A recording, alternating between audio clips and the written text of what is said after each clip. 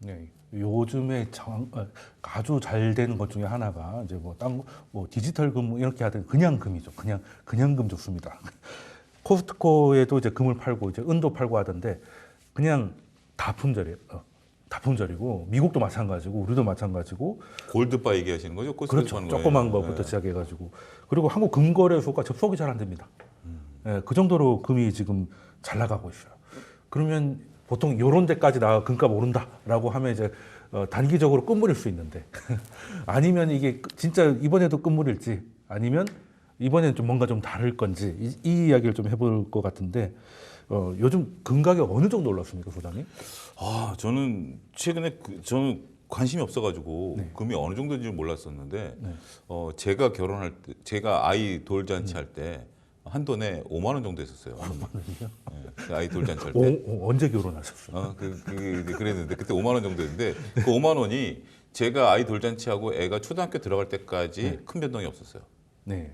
큰 변동이 없었고 그 다음부터 금값이 올라가기 시작해서 지금은 그때보다 한 10배 가까이 올랐습니다. 네. 근데 그 10배 오른 것이 단기간에 오른 거예요. 그러니까 제가 말씀드렸던 것처럼 한 30년 됐는데 30년 좀 안 됐지만 아이가 돌이 됐을 때 5만 원이 거의 한 10몇 년을 그대로 유지를 하다가 지금 이제 그게 이렇게 단기간에 올랐다는 것은 여러 가지 요소들이 있겠죠. 뭐 여러 가지 뭐 이렇게 처음에 1차적으로 올랐던 건 수급이에요. 중국이 금을 빨아들이기 시작하면서 중국이 그 금을 보유하기 시작했고 중국 사람들이 이제 그 소득이 늘어나면서 금에 대한 소비가 늘어나는 부분들 이런 부분들 때문에 이제 올라갔다가 이번에 이제 올라가는 것은 경제적인 메커니즘 네. 이거에서 이제 하면서 2차 상승이 올라간다라는 부분들에 대해서 어떻게 보면 비트코인이 우리가 비트코인 가격이 뭐 $10,000까지 올라갈 때 1억까지 올라갈 때만 하더라도 나름대로 이제 수요와 공급으로 올라갔다가 1억 6천 올라가는 것이 이제 트럼프와 일론 머스크 네. 발에 의해서 올라간 거 2차 상승이 됐던 거 아니겠습니까? 네. 그런 것처럼 금이 지금 2차 상승까지 올라와 있는 상태다. 이렇게 말씀드리겠습니다. 그럼 금도 뭐 비트코인, 알트코인 해가지고 이제 남아 있는 게 금이가 금까지 네. 갖다 보시는 건데 제 지인이 종로에서 그걸 했었습니다. 그래서 금값 많이 올라가지고 돈 많이 벌었겠다고 했더니 접었더라고요. 그러니까 돌반지를 안 한다는 거죠. 아예. 지금 요즘 돌반지 얼마 정도 합니까? 그러니까 아까 소장님이 한 5만 원대라고 5만 일단 느낌을 갖고 계셨을 텐데 저는 한 20만 원 조금 안쪽이 제 머릿속에 들어있는 금액이거든요. 저는 한 40만 원 했던 것 같아요. 여기서 나이가 나오는 거예요. 이 얘기는 하지 말 걸 그랬는데 제가 실수였습니다. 예. 근데 지금 실제로 금을 이제 돌반지 한 돈을 사려면 네. 제일 비싼데 만약에 걸리시면 60만 원입니다. 60만 원. 그러니까 5만 원, 10만 원, 20만 원 선에서 우리 또 국민들 머릿속에 있던 게 지금 60만 원이고요. 이러니까 지금 나오는 얘기가 뭐냐면 이러다가 100만 원 간다. 라는 얘기 나올 정도. 예. 그리고 실제로 이제 이 거래소의 그 가격 등락폭을 보니까 말이죠. 사실 세계적으로도 현재 역대 최고치를 이제 갈아치웠고 우리나라 금 거래소도 보니까 현재 아까 우리 앵커님 말씀이 맞아요. 실제로 지난주에는요 일시적으로 거래소가 아예 먹통이 됐어요. 네, 저도 한번 들어가서 그렇습니다. 그런 상황이고 지난주에는 일주일에 10%가 올랐고요. 야, 그러니까 뭐 어마어마하죠. 그러니까 지금 뭐 상승률이라는 것은 역대급으로 올라가고 있다 이렇게 보고 우리도 그렇지만 뉴욕에서도 마찬가지입니다. 뉴욕 거래소에도 보니까 온스당 지금 2,875달러 사상 최고치입니다. 그리고 금 현물이 오르니까 금 투자를 이제 간접적으로 하고 있는 금 관련 다양한 금융 상품들, ETF들도 연달아 지금 고수익으로 올라가고 있고 특히 뭐 매수세가 최근에는 이제 급격히 ETF 쪽으로 몰리는 그런 양상도 관측될 정도로 약간은 지금 약간 상승 랠리가 뜨거워지고 있다 이렇게 좀 봐야 될 것 같습니다. 예, 그러면은 아까 소장님께서는 이제 최근에 이제 매크로까지 붙어가지고 이제 갔다고 이제 말씀을 주셨는데 그럼 평론가님께서는 지금 금값이 갑자기 핫해지는 거에 근본 원인이 뭐라고 생각하십니까? 이게 참 금이 가진 특성을 잘 이해하실 필요가 저는 있다고 봅니다. 이게 달러나 뭐 아무튼 뭐 주식이나 하다못해 주식에 투자하잖아요. 배당이 나옵니다. 그렇죠. 예금 넣고 채권 사잖아요. 이자가 나와요. 그렇죠. 근데 금은 묘한 특성이 있습니다. 금은 사잖아요. 가만히 있습니다. 그냥 뿌듯할 뿐이지 아무것도 없잖아. 금이 자고 일어났더니 늘어나 있거나 금이 새끼를 낳거나 하는 게 전혀 아닙니다. 그렇습니다. 그대로. 그러면 금의 가치는 도대체 어디서 나오느냐? 제가 볼 때 감히 말씀드리는데 금은 또 광물이기 때문에 무한정 늘지도 않아요. 물론 뭐 기존에 있던 세력이 매도를 하면 공급이 늡니다만은 그런 걸 논외로 한다면 결국 금값의 핵심은 수요입니다. 그렇죠. 자체적으로 배당이나 이런 거에서 천문학적으로 뭔가 바뀌어서 매력들을 더하는 게 아니고 공급이 기하급수적으로 늘지도 않습니다. 그럼 결국엔 수요인데 국제적으로 볼 때 이 수요를 지금 현대 건드리는 큰 흐름이 있습니다. 하나는 뭐냐? 중국입니다. 아, 중국이 지금 그렇습니다. 중국이 최근 3, 4년 연속으로 미국 국채를 사지 않습니다. 보유량을 줄이고 있어요. 네. 중국 입장에서는 미국에 대한 회피 또 안전자산 선호 네. 뭐 이런 것들을 국가적인 리스크 차원에서 관리하다 보니까 달러를 사지 않는데 그럼 중국이 생기는 이 수많은 이 이득과 관련해서 대체 자산으로 안정성으로 뭔가 어딘가에 패킹 놓을 것은 코인 아니면 금인데 네. 코인 관련해서 중국이 한동안 내버려 두다가 최근에는 규제하기 시작했죠. 약간 네. 부패의 느낌도 좀 있고 관리 네. 정부 당국의 통제가 안 된다는 걸 그렇죠. 싫어하거든요. 그러면 결국은 금밖에 없는 거예요. 네. 그러니까 중국 중앙은행의 금 매입 보유량을 늘리고 있고요. 중국의 보통 시민들도 중국의 위안화가 계속 왔다 갔다 하고 중국 경제가 최근에 좋지 않다 보니까 환율이 나쁘고 하니까. 예, 이 자산을 어떻게 할지 모른다라고 해서 사실은 일반 시민들도 금 사재기에 좀 들어갔습니다. 네. 그러니까 일반 단계와 이 중앙은행 단계 여기서 이제 중국이 전체적으로 금 수요를 좀 땡기고 있다라는 게 하나 있고요. 국제적으로 보면 미중 문제, 우크라이나 전쟁 문제, 또 우크라이나 전쟁은요. 전쟁 끝에 결국 미국이 러시아의 자산을 동결시켰습니다. 네, 그랬죠. 달러 자산을 동결시켰어요. 네. 그러니까 국제적으로 반미 또는 비미인 네. 국가들 입장에서는 잘못하면 이거 달러를 들고 있다 보면 미국한테 계좌 아예 잠기는 거 아니야? 경제적 네. 목숨 자체가 어느 순간 잡힌다는 게 확인이 됐거든요. 그렇죠. 그러니까 글로벌 사우스라든지 제3세계라든지 이런 쪽에서는 중앙은행이 금보유를 늘리는 것으로 패턴을 바꿨습니다. 그러니까 중국, 앤드 나머지 여러 나라의 중앙은행이 금보유에 들어가면서 매크로적으로 네. 금 수요가 올라간다. 그러면 당연히 공급이 한정적이기 때문에 금값은 올라간다. 이게 제일 큰 흐름인 것 같아요. 네. 사실 그러면 신냉전이 어떻게 보면 이제 거대한 수요를 건드렸다라고 이게 분석을 하시는 것 같은데 그러면은 아까 그 미중 분쟁 뭐 이런 것들이 얘기가 나는데 그러면 금에 이 트럼프의 정책 뭐 예를 들어 관세라든지 이런 것들은 좀 영향을 좀 줄 수 있다고 생각하십니까? 일단 뭐 우리가 관세를 좀 매기게 된다라면 네. 이거 어떤 식으로 이제 관세가 엄포형이냐 실질적으로 내느냐 그런 이제 논의를 치고 일단 관세가 부과가 된다라면 미국 내 인플레이션을 자극할 수밖에 없겠죠. 인플레이션을 자극하게 되면 달러가 어떻게 돼서 약세를 보일 수밖에 없는 그런 부분들이 지금 되는 부분들이기 때문에 그 해치 수단으로서 이제 금에 대한 어떤 수요도 좀 상당히 늘어나는 네. 거고 이 해치 수단으로 쓸 수 있는 것이 금에 우리가 이제 준 것이 결국 이제 금융위 하고 있는 ETF라든지 다양한 상품들이 있다 보니까 해치 수단으로 하게 되고 그러면서 그 ETF들이 현물을 또 보유하고 있는 이런 것들 네. 현상도 좀 나타나고 있거든요. 그래서 지금 여러분들이 아까 금거래소로 이제 전화하셨다는데 그게 어떻게 보면 진짜 뭐 조카가 뭐 아니면 누구 뭐 해서 실제로 돌반지를 이제 갖다 주려고 하는 것에 의해서 그걸 하시려면 금을 이제 소유를 해야 되겠죠. 네. 저처럼 이게 반지를 하나 하겠다라고 하면 금을 소유를 해야 되겠지만 네. 근데 이게 이제 비용이 좀 많죠. 이게 그러니까 어떻게 보면 거래 비용이라는 게 있죠. 거래 비용이 있기 때문에 내가 보관했다 예를 들어서 100만 원에 60만 원에 사서 100만 원에 팔면 40만 원 버는 거 아니야? 거래 비용 빼고 나면 한 10만 원 날라가겠죠. 기본적으로. 그렇지만 ETF라는 걸 사게 된다라면 거래 비용 최소한의 거래 비용만 가지고 이 현물 거래량은 어마어마하게 차이가 나죠. 그런 걸 가지고 할 수 있는 부분들이기 때문에 그런 것들이 서로 재기적 현상이 벌어지면서 금값이 올라간다. 한 가지 재미있는 걸 하나 좀 말씀을 드리면 네. 지구가 형성이 될 때 금이라는 원소도 그 물질도 형성이 됐잖아요. 네, 뭐 그때 있었겠죠. 그때 이제 형성이 됐는데 금은 특이하게 지구에 골고루 분포가 돼 있습니다. 그리고 극소량이 전 지구에 퍼져 있어요. 그러니까 이제 금맥을 캐는 것도 있지만 네. 금맥이 아니라 지금 당장 우리가 접시 하나 들고 저기 도봉산 계곡 가가지고 하면 네, 사금을 털면 사금이 나와요. 네. 아주 미소한 양이지만 뭐 한 시간 해가지고 뭐 얼마가 나올지 모르겠지만 최저 이론적으로는 임금은 가능합니다. 될까요? 네. 그러니까 지금 이제 보통 우리가 유튜브 보면 환경 파괴하기 위해서 무슨 뭐 정말 동남아나 뭐 아프리카 같은 경우는 강을 그냥 휘집어 버리죠. 네. 그러면 나올 것 같지도 않은 그런 데서도 금이 그렇게 강을 휘저어 버리면 충분히 거기는 이제 노동력이 싸니까 그걸 말할 수 있는 그러한 어떤 금들이 나온다라는 게 참 아이러니다라고 말씀드릴 수 있겠죠. 그러니까 예전에 또 말씀 주시니까 생각나는 게 예전 폐 휴대폰 같은 거 네. 녹이면 금이 생각보다 좀 많이 있다고 해서 우리 도시광산이라고 불렀죠. 예, 그거를 뭐 도자기 굽는 가마 같은 데다가 넣어가지고 녹여내는 예, 그런 것도 뭐 본것 방글라데시나 뭐 제가 최근에 좀 봤어요. 그거 해가지고 지금 우리는 안 되지만 그냥 노상에서 얘기하신 것처럼 그 가마 같은 데다가 그냥 플라스틱 있는 거 그냥 돌이 붙더라고요. 네. 그래서 화학약품 몇 개 하니까 금이 저렇게 나오더라고요. 그러니까 옛날 걸 해야 되는데 요즘 거는 이제 금이 비싸서 금 외에 다른 걸 하기 때문에 최신 스마트폰은 안 되고 예전 폰들을 녹여야 그나마 구경을 할 수 있다라는 영상을 본 기억이 나는데 자 그러면 그 금맥이 별로 없다는 얘기인 거죠. 금맥이 한 곳에 몰려 있지 않으니까 예전처럼 뭐 어디 금맥이 발견되어 가지고 갑자기 공급이 확 늘어. 그 가능성은 네. 항상 있죠. 많은 이제 우리가 이제 금값이 올라가게 되면 과거에 그러니까 이제 원유가 그 우리가 딱 얘기하는 게 그리디 페러티라고 하는 거거든요. 그런 개념을 놓고 보면 비용 대비 효용에 대한 어떤 미분 포인트가 되는 거죠. 그러니까 우리가 신재생 에너지가 과거에는 신재생 에너지가 나오기 위해서는 유가가 $70 이상이 돼야 되거든요. 근데 지금 요즘은 신재생 에너지에 대한 개발 단가가 낮아지니까 그리디 페러티가 $60까지 떨어졌어요.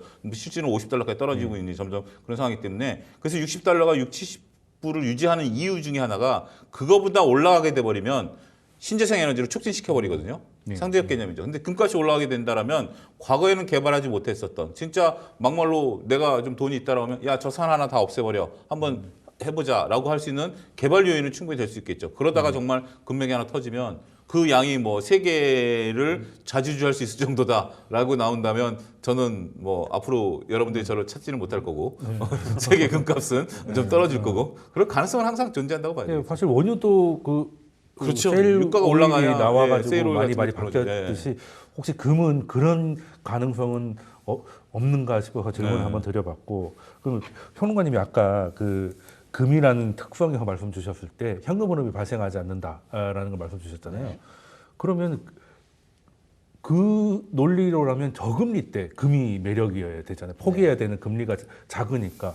근데 지금 미국 금리가 지금 4%가 장기금리 4% 넘어가는데 이 고금리에서 금값이 오른다는 건 사실 좀 안 맞는 얘기 아니에요? 맞습니다. 지금 과거에 우리 앵커님이 지적해 주셨던 금을 놓고 우리가 금융 쪽에서 계산해 왔던 정말 1학년만 이게 교과서에 나온 얘기잖아요. 교과서에 나오는 예, 얘기가 예. 1학년 때 배울 정도의 얘기가 그동안은 이제 문법이 유지돼 왔었는데 요 최근의 현상 그랑 반대로 가고 있어요. 그러니까 그러니까요. 반대를 하기보다는 그 문법이 깨집니다. 네. 앵커님 정확하게 말씀 주신 것처럼 국제 금리, 특히 미국 금리랑 연관이 많고요. 그렇죠. 달러하고 연관이 많습니다. 왜냐? 금은 늘 이 금리나 달러 같은 전통적인 금융 시장이 혼조세가 되고 네. 그쪽 위주로 그럴 때 그 반대에 그랬죠. 안전 대체 자산의 대체제. 이 보완 개념으로 늘 우리가 문법을 계산해 왔는데 지금 반대예요. 금리도 지금 올라가고 있고 뭐죠? 다 올라가요? 달러도 지금 뭐 역대급 오늘 또 인덱스 보니까 108 넘어가는데 이런 상황인데 금이 같이 뛰고 있다. 이게 사실 기존 문법으로 해석이 안 됩니다. 그래서 사실은 기존의 금융 사이드에서 접근하는 접근법 더하기 어쩔 수 없이 금융 사이드를 넘나드는 그런 분석, 아까 말씀드린 미중 간의 분쟁, 또 국제적인 불확실성 이런 걸로 분석을 할 수밖에 없다라고 지금 이제 업계는 얘기하고 있는데 그게 이제 뭐냐면 각국의 중앙은행들이 너나 할 거 없이 금 보유를 늘리고 있어요. 네. 그게 이제 사실은 그 중앙은행이 바보가 아닌데 그 금융적으로 더하기 빼기 하는 수준을 넘어서서 사고 있다는 것은 지정학적 리스크나 이런 것들을 해지하기 위한 추가적인 정책적 결단이다 이렇게 봐야 될 것 같아요. 그래서 뭐 인도 할 거 없이 지금 국제적인 큰 손들이 너나 할 거 없이 금 보유를 늘리고 있어요. 이 부분에서 하나 더 봐야 될 것은 우리나라 한국은행의 입장입니다. 네. 한국은행은 좀 많이 삽니까? 어떻습니까? 이게 문제인데 한국은행이 지금 최근에 금값 올라간다고 말한 지가 지금 제가 볼 때는 한 3년 됐습니다. 솔직히 얘기해서요. 근데 이렇게까지 저도 그랬던 것 같아요. 역대 정고점을 다 깰지는 몰랐지만 그래도 올라간다는 게 계속 3년 전부터 나온 거거든요. 근데 지금까지도 한국은행이 기존에 갖고 있었던 금 보유량에서 단 1g도 늘리질 않았습니다. 그런가요? 뭐 지금 현재 금 돌반지 랠리장에서 하나도 안 산 겁니까? 그렇습니다. 돌반지 하나도 안 사서 그래요? 우리는 어. 국제적으로 이제 다른 나라의 중앙은행과 금과 관련해서는 전혀 다른 정책적 판단을 내었다. 이걸 어떻게 평가해야 될지가 사실은 또한 숙제입니다. 당시에 그런 기억이 나요. 그러니까 이제 어떻게 보면 이제 지나고 나서 뭘 그때 당시 정책을 평가한다라는 것이 상당히 뭐 여러 좀 가지 억울할 수도 있는 있겠지만, 부분도 예. 있겠습니다만 우리가 이제 외환 위기를 겪고 난 이후부터 꾸준히 해왔던 것이 외환 보유고를 늘리는 부분들이었어요. 그러니까 뭐 유동성에 대한 부분들이 이제 우리나라는 어떻게 보면 트라우마가 있었기 때문에 그 유동성에 대한 부분들이 있었죠. 그래서 이제 4천억 달러까지 외환 보유고를 늘렸던 상황인데 그러면서 이제 금에 대한 얘기가 나올 때마다 이제 그들이 하는 얘기가 있었죠. 처음에는 이제 뭐 그래 외환 보유고를 늘리는 게 낫다. 거기에 대해서 이제 인정하는 분위기였고 그 다음에 이제 어느 정도 달성한 이후에는 금을 좀 보유해야 되는 거 아니야? 금값이 이렇게 올라왔는데 그때 얘기하는 게 변동성이 너무 크다. 변동성이 굉장히 크기 때문에 이 변동성 그러면서 이제 그들이 하는 얘기가 금값이 좀 떨어지면 봐라 우리가 생각을 안 한 걸 다양 아니냐라고 했는데 여기까지 와버린 거죠. 그 결과만 놓고 얘기하면 그들도 억울할 수는 있기는 하겠습니다만 정책 당국 입장에서는 나름대로 적정한 어떤 뭐 포트폴리오 구성, 그다음에 이제 또 한 가지 이제 그들이 또 얘기하는 것은 외환 보유고를 늘릴 때 처음에는 단순하게 이제 달러 자산만 늘렸다가 지금은 이제 약간의 좀 다변화를 좀 주고 있는 상황이거든요. 엔화라든지 아니면 위안화라든지 뭐 이런 식으로 조금 주고 있는 상황이기 때문에 나름대로 한국은행은 노력은 하고 있지만 결과만 놓고 보면 조금 아쉬운 면들이 좀 있다. 이렇게 좀 봐야 되지 않을까 싶네요. 근데 사실 중앙은행이 사실 IB도 아니고 수익을 내려고 하는 거는 아니기 때문에, 아니기는 한데 그게 결과적으로 올랐으니까 좀 아쉽다는 마음은 좀 든다. 아니, 그게 사실은 좀 안타까운데 네. 맞습니다. 앵커님 말씀처럼 중앙은행은 어쨌거나 사실상 국가입니다. 그러니까 안정성이 헌법기관이죠. 네. 제일 중요합니다. 그런데 그래서 뭐 아주 기민하게 IB처럼 투자를 빨리빨리 해서 뭘 수익을 많이 내라 맞춰라 이게 최우선 목표는 아닙니다만 아닙니다만 그렇다고 앉은 자리에서 국제적으로 돌아가고 있는 금융의 이 뭐랄까 트렌드랄까 랠리랄까 이런 것들을 넉넉히 보고 있으라는 건 또 아니었는데 공교롭게도 이 금 투자 관련해서는 한국은행이 매번 실수를 합니다. 예를 들어서 지금 지금부터 한 30년 전에 1990년도 초반에 초반에는 금을 왕창 샀는데 그때 살 때 800온스당 850달러, 900달러 정도의 매입 평균 단가로 그때 금을 많이 샀는데 그 이후에 250달러까지 금값이 떨어진 적이 있어요. 예. 그러니까 너는 왜 이렇게 금값 떨어지는 것도 못 보고 달러를 샀어야지 뭐 등등등 해서 그래서 결국에는 외환위기에 달러도 부족하고 말이야 이렇게 해서 네. 욕을 아주 그냥 한 바가지를 먹은 적이 있었죠. 그리고 근데 금이 트라우마가 있는 그렇죠. 거예요. 트라우마가 네, 있습니다. 네, 네. 그다음에 그래서 그 하드스가 놀라가지고 지금 한국은행이 보유하고 있는 금 이 보유량까지 올라올 때까지 쭉 샀거든요. 그때 매입 단가는 또 한 1,600에서 2,400인 것 같아요. 1,600 조금 넘습니다. 네. 그럼 지금 2,800이에요. 네. 그럼 지금 기준으로 보면 잘 산 거죠.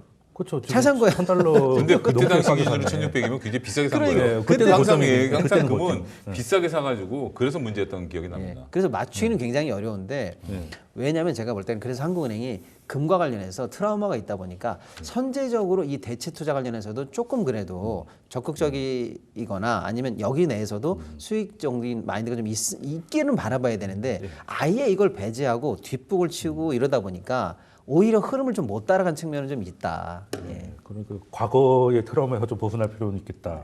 그럼 한국은행보다는 이런 기민한 움직임은 좀 국민연금에서 좀 이렇게 하면은 더 우리에게 직접적인 도움이 되지 않겠습니까? 한국은행이 돈을 버는 건 우리하고 상관이 없는데 국민연금이 돈을 국민연금이 벌면 금을 보유하는 부분들은 저는 모르겠습니다. 이제 규정이라든지 네. 법이라든지 이런 것들을 좀 도와줘도 될 것 같은데 개정이 좀 네. 필요한 부분들이 좀 있는 것 같아요. 왜냐하면 그 국민연금 같은 경우는 우리 이제 개개인들의 그 노후를 책임지고 있는 네. 거기 때문에 굉장히 또 거기는 엄격하게 이제 포트폴리오 그렇죠. 구성이라든지 이런 것들이 있기 때문에 그 부분에 대해서는 모르겠습니다. 한번 뭐 논의는 한번 시작해야 될 때는 실물금이 아니라 하더라도 네. 금 관련 뭐 우회적인 투자나 이런 금 것들 ETF나 뭐 이런 건 할 거예요. 네, 그거 하는 걸로 알고 알고 있습니다. 있는데 그런 것들에 대한 논의는 좀 있어야 되지 않을까 말씀드립니다. 저는 비슷한 생각입니다. 예를 들어서 우리가 지금 우리나라 법상으로 코인 현물 투자가 금융 상품이 아니기 때문에 네. 일단 그 금융기관이라든지 투자공사라든지 이런 쪽에서 불법인데 대신에 우리가 금 관련 선물에 투자하는 상품이라든지 이런 건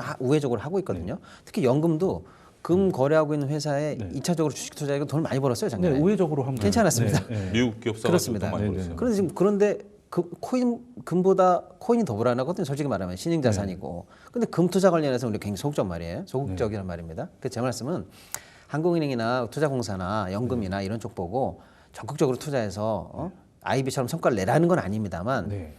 지금 세계적으로 논의하고 있는 게 뭡니까? 미국도 지금 금을 국가 관련해서 전략 자산으로 넣느냐 마느냐 물론 어떻게 될지 아직 모르겠습니다만 그게 지금 트렌드거든요. 그러니까 그런 흐름에서 뒤처질 필요까지는 없다. 그래서 금이나 코인이나 또 금과 코인의 상관관계 등등등을 고려해서 적어도 1등부터 100등까지의 세계 은행이 있다면 네. 그러니까 중앙은행이 있다면 우리가 100번째로 꼴등으로 문 닫고 항상 들어가지는 말자. 네. 그러니까 또 사실 2,800인데 또 이런 얘기 나와서 또 들어갔다가 나중에 한 2,200 되고 되면 트라우마가 더 강화되는 거 아닌가 이런 걱정도 사실 좀 없잖아 듭니다만은 어떤 뭐 한국은행도 화정이 있겠죠. 뭐 그 미국채하고 금하고의 비율 뭐 이런 것들을 고민이 있을 것 같은데 그에 대해서도 좀 소통해주면 답답함이 좀 풀릴 것 같다는 생각이 좀 들고요. 네, 그러면은 마지막으로 정말 짧게 이하니오만 금 지금 살까요? 이하니오만 짧게 시간이 저는 없어서. 아니요.